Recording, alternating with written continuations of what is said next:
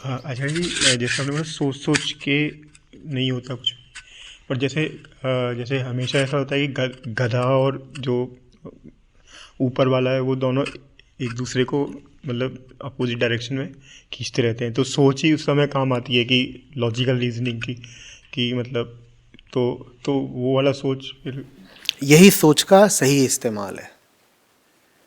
सोच का सही इस्तेमाल व्यर्थ विकल्प को नकारने के लिए है। सार्थक की ओर जाने में सोच उपयोगी नहीं होगी। विवेक की प्रक्रिया में विचार का स्थान निश्चित रूप से है।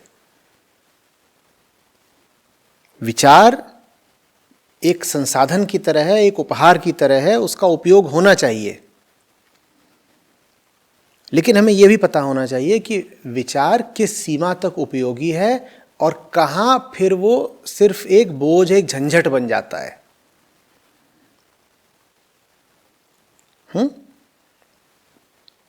वो सब कुछ जो वस्तुगत है, वो सब कुछ जो विचार से ही पैदा हुआ है,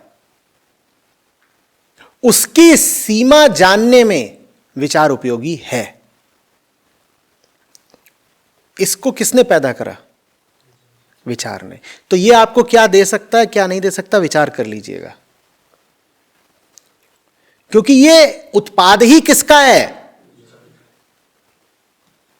इसी तरह से दुनिया में जो कुछ भी है वो भले ही मनुष्य के विचार का उत्पाद ना हो, लेकिन फिर भी उसके बारे में विचार करने में सार्थकता है। और यही विचार का सही इस्तेमाल है कि ऊंचा विचार निचले विचार को काटता चले, कि विचार कल्पनाओं को काटता चले, कि विवेक अंधविश्वास को काटता चले। यह विचार का सही इस्तेमाल है।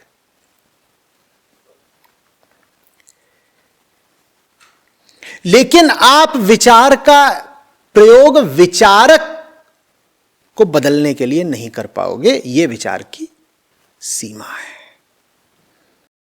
बात समझ रहे हो? विचारक को बदल नहीं पाएगा विचार, क्योंकि विचार स्वयं विचारक का उत्पाद है, प्रक्षेपण है, विस्तार है।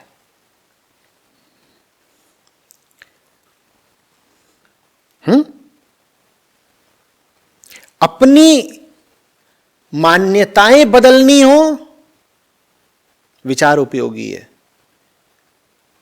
अपने को ही बदल डालना हो इस सीमा तक कि मिट जाओ तुम, तो फिर विचार को भी मिटाना पड़ेगा। लेकिन वो स्थिति बाद में आती है। पहले तो यही होता है कि अपनी मान्यताओं का खंडन करो। हमारी मान्यताएं ही हमारा जीवन है, और उस खंडन की प्रक्रिया में विचार बहुत बहुत उपयोगी है। आप कहेंगे विचार अगर इतना उपयोगी है तो उपनिषदों में कहीं भी विचार के समर्थन में कोई बात क्यों नहीं आती? क्योंकि साहब यहां जिनसे बात की जा रही है ना, वो पहले ही बहुत विचार कर चुके हैं। जो सामने शिष्य बैठा है वो मूर्ख नहीं है, वो अव्वल दर्जे का विचारक है, पहले से ही है। उसे विचार से जो कुछ मिल सकता था उसने पहले ही प्राप्त कर लिया। अब वो पाने आया है जो उसे विचार से नहीं मिल रहा। तो इसलिए ऋषि विचार के महत्व पर कोई जोर नहीं देते, क्योंकि आवश्यकता ही नहीं है। ऋषि बार बार उसे बस विचार की सीमा से अवगत कराते हैं। ये अगर कोई भोंदू आकर बैठ गया होता जो भेजा ही नहीं चलाता, पहली बात तो ऋषि उसे बैठाते क्यों अपने सामने, और वो आता ही क्यों बैठने के लिए? दोनों बातें। पर मान लो संयोग वो कहीं अकस्मात मिल गया, तो ऋषि उसे क्या शिक्षा देते?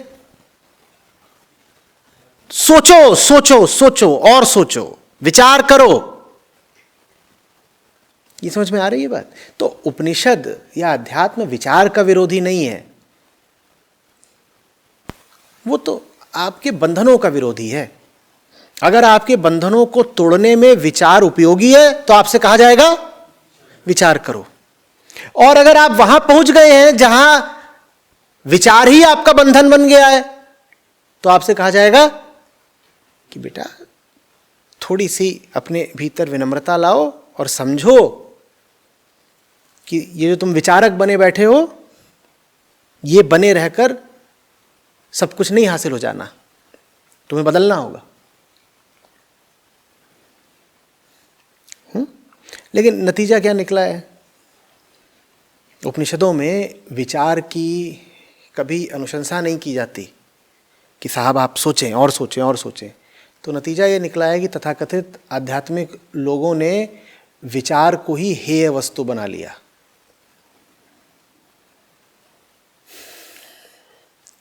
आजकल भी यही चल रहा है।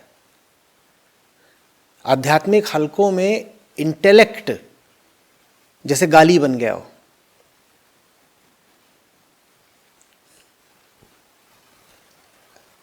और इंटेलेक्ट आपके लिए अगर गाली बन गया है तो निश्चित रूप से आपका जो वो पूरा समूह है, जो टोली है आपकी, वो महामूर्ख लोगों की होगी। फिर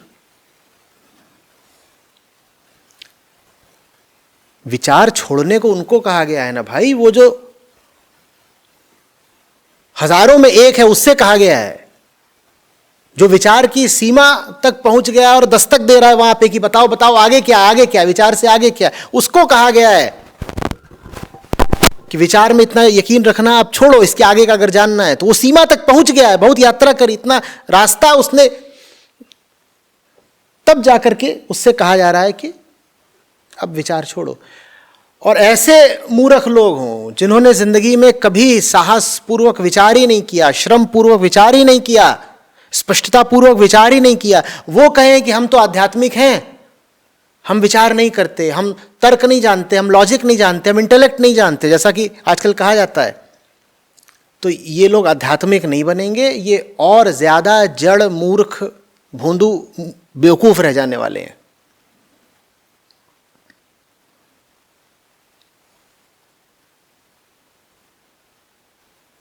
इसी चीज का परिणाम ये हुआ है, दुष्परिणाम,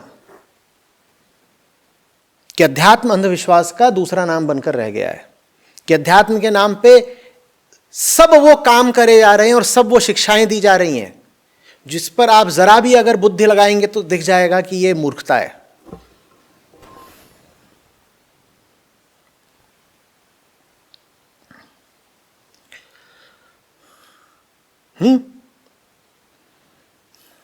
मगरमच्छ पेड़ों पे चढ़े हुए हैं, बिल्लियां सागर में गोते मार रही हैं, और आप समझ ही गए होंगे, सांप अंतरिक्ष यात्रा कर रहे हैं।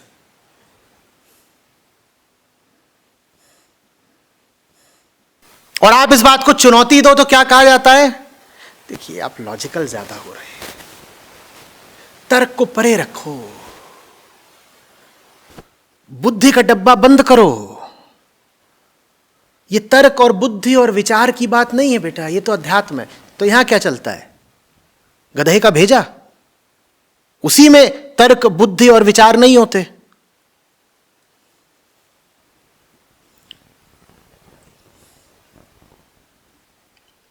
तर्क, बुद्धि और विचार बहुत बहुत दूर तक उपयोगी हैं, करना सीखो।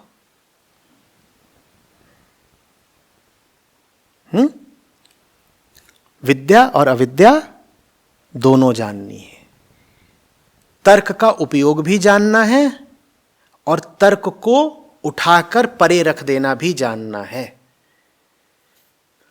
वो बिंदु, वो पल स्पष्ट होना चाहिए जब कह देना है कि अब बातचीत की बात नहीं रही, अब सोच विचार से काम नहीं चलेगा, अब तो चुपचाप मौन चाहिए और कर्म चाहिए, श्रम चाहिए।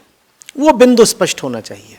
उस बिंदु से पहले विचार भी चाहिए, तर्क भी चाहिए, युक्ति भी चाहिए। उस बिंदु के बाद न मैं, न मेरा विचार, न मेरा तर्क, न मेरी युक्ति, अब बात मेरे हाथ की नहीं है तो मेरे विचार से क्या होगा। पर यह बात उन्हीं पर लागू होती है जो पहले उस बिंदु तक आने का हौसला रखते हैं और ईमानदारी रखते हैं। जो उस बिंदु तक आया ही नहीं है वो निर्विचार की बात करे तो बेईमानी है।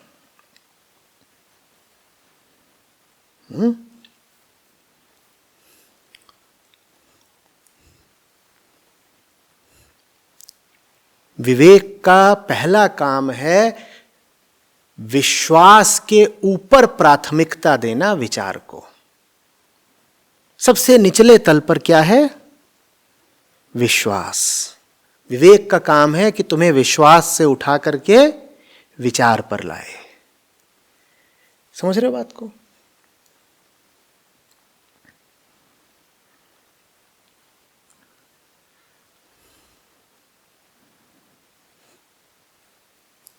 तुम्हारे भीतर संशय पैदा करे, ये विवेक का काम है। तुम्हारे भीतर प्रश्न पैदा करे। तुम एक झूठी स्पष्टता में बैठे हो, विवेक का काम है तुम्हारे भीतर संदेह पैदा हो। तुम्हारे भीतर संदेह पैदा हो अपनी सब मान्यताओं के प्रति, और फिर चलते चलते जब तुम अपनी सब मान्यताओं और अपने पूरे संसार के प्रति अपने संदेहों का निवारण कर लेते हो, तो फिर आखिरी काम होता है कि अपनी तो सब चीजों के प्रति सवाल उठाकर देख लिया, अब अपने ही प्रति सवाल उठाना है। लेकिन ये पहले ही नहीं कर देना है कि तुम्हारे बहुत सारे अंधविश्वास हैं और तुमसे कहा जाए अपने इन अंधविश्वासों पे जरा विचार तो करो। तुम कहो अजी मैं होता कौन हूं अपने अंधविश्वासों पे विचार करने वाला? मैं तो अहंकार हूं ना। देखिए अध्यात्म यही तो बताता है कि मैं कौन हूं, मैं अहंकार हूं। तो मैं जो कुछ भी करूंगा मैं गलती करूंगा, क्योंकि अहंकार हमेशा क्या करता है? गलती करता है। तो अगर मैं अपने अंधविश्वासों पर सवाल उठाऊंगा तो मैं गलती करूंगा, इसीलिए तो मैं अपने अंधविश्वास कायम रखूंगा। ये क्या कुतर्क है? ये क्या कुतर्क है?